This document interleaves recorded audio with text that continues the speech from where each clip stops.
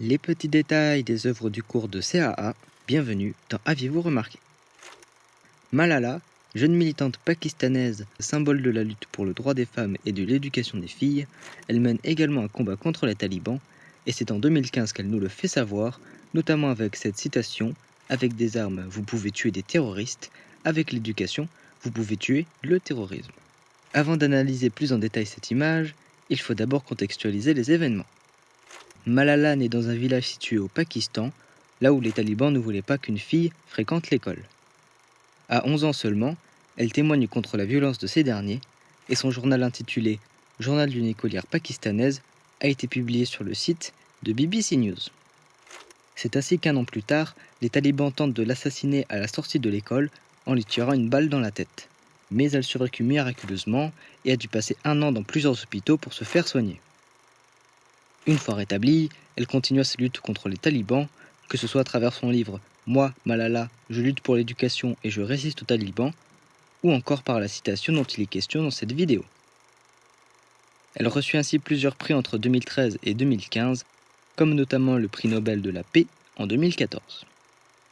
Le point historique à présent terminé, rentrons dans le vif du sujet. Pour illustrer sa citation, Malala apparaît dans une salle de classe avec un texte qui prend une majeure partie de l'image et qui est séparé en deux par les lignes horizontales du tableau et de la table pour bien distinguer le début et la fin de la citation. D'ailleurs, cette séparation est importante puisqu'elle nous montre la différence d'impact entre les armes et l'éducation.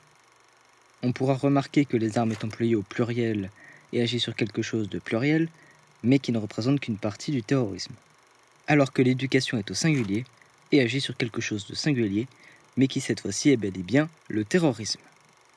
La photo met Malala en valeur grâce aux couleurs chaudes de ses vêtements, puisqu'elle fait contraste avec le décor, comme pour dire qu'elle peut nous montrer la voie à suivre.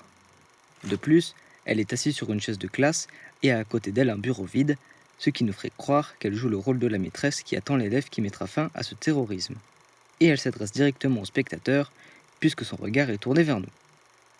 On peut aussi relever le logo en bas à gauche de l'image, qui est celui de la Voix des Jeunes, une association mettant en avant le savoir des jeunes enfants, que la photo essaye de nous faire passer un message positif, notamment avec le jaune chaleureux porté par Malala, ou encore que cette citation peut nous faire penser aux événements de Je suis Charlie, et de l'opposition entre l'arme et le crayon, mais ça, vous l'avez remarqué ?